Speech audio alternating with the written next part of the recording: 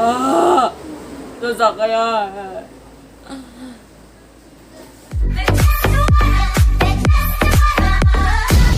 Hello, good morning class. I am teacher Jessica and we are going to talk about now the Philippine literary history.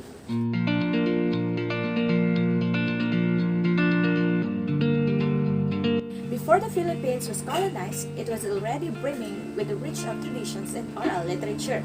Early Filipinos weaved together countless myths and legends to explain certain phenomena in life. Most of what have been transcribed now are taken from oral literature, which means that these stories have been passed on from one generation to another. Most of that which survived are epics and legends. Here are their descriptions and other forms of literature that were passed on by the early Filipinos to today's generations. Number 1. Proverbs. Proverbs are practical observations and philosophy of everyday life, are written usually in a rhyming scheme. It is obviously meant to entertain while teaching basic skills in surviving local life. In Filipino, these are called salawikain. Here are some examples. An empty container makes a lot of noise. In Tagalog, ang lalagyang walang laman ay maingay. So do you know what it means? Correct! This means that those with the least talent and knowledge usually speak the most, speak the loudest, and create the most fuss, whatever makes their presence felt the most. Let's see more examples here and make a reflection of each.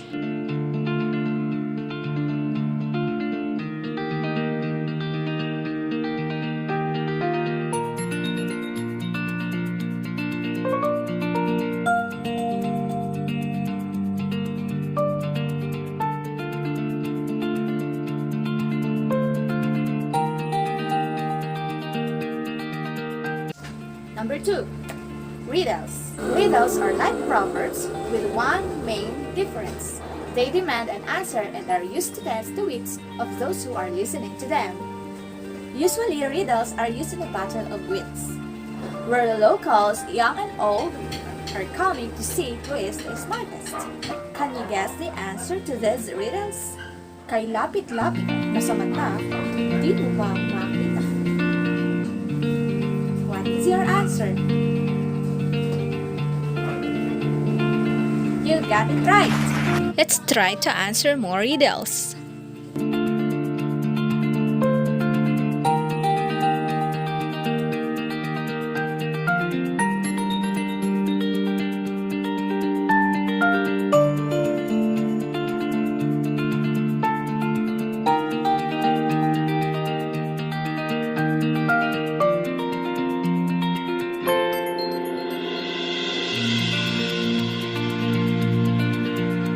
Number 3. Folk songs. Folk songs are beautiful songs that are informal expressions of our ancestors' everyday life. These folk songs range from courtship, lullabies, harvest, and funerals, and many others. Example of a folk song is Bahay Kubo, Leron-leron sinta, Magtanim ay di biro. Number 4. Legends. Legends are stories of origin for something, like certain places, names, and their creation. These are also known as myths and tales. Lastly, number 5. Epics.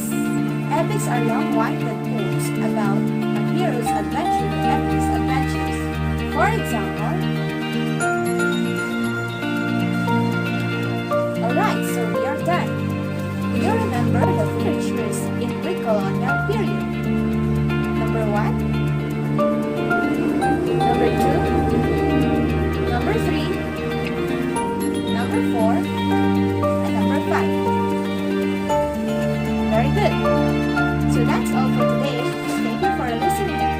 Bye.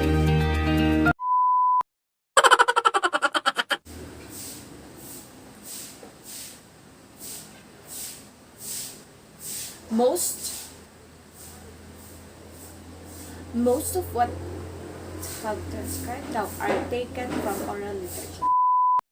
Been passed, which means that these stories have been passed on oral, which means that here are their descriptions. Here are their descriptions and other forms of literature.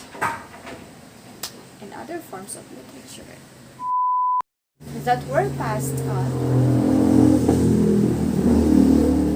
by the early Filipinos to today's generations.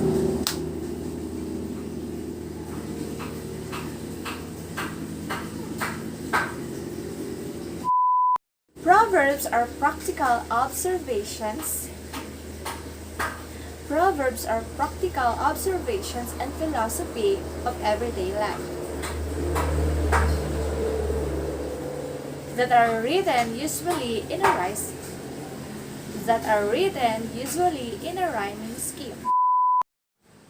In Filipino, these are called kung hindi bukol, hindi bukok. Tama. Okay. Correct. Learn. Usually riddles or bugto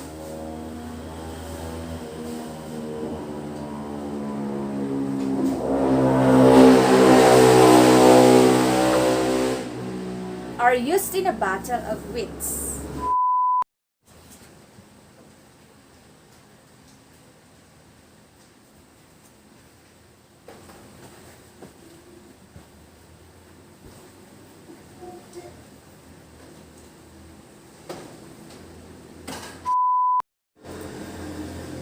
Next.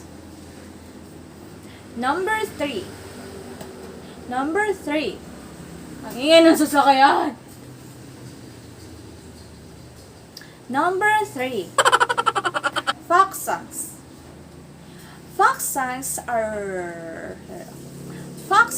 beautiful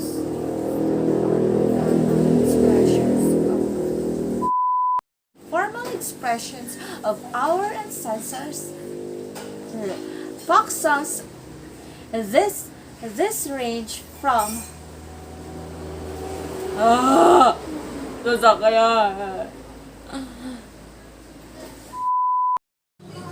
ang ingay pa rin. So, yun na nga guys, medyo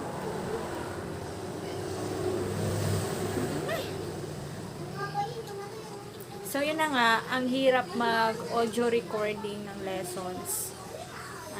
Una, dahil sa ingay ng paligid. So, dapat meron ka talagang area na walang ingay. And then, pangalawa, wala kang magandang camera, wala kang mga gamit. Wala kang magandang gamit pang record. So, ang hirap pa din. Pangatlo, wala kang ligo. Wala kang ligo kanina nang ni-record ko yun. So, yun, ang hirap niyang gawin. Pag maingay nga paligid. So, sana, pag may klase na, no? Kung may klase na, no? Mag-aral tayo mabuti, no? Kasi bago namin gawin tong mga to, no? Ayan. So, sana, na-enjoy nyo tong behind the scenes. May ligo na ako ngayon.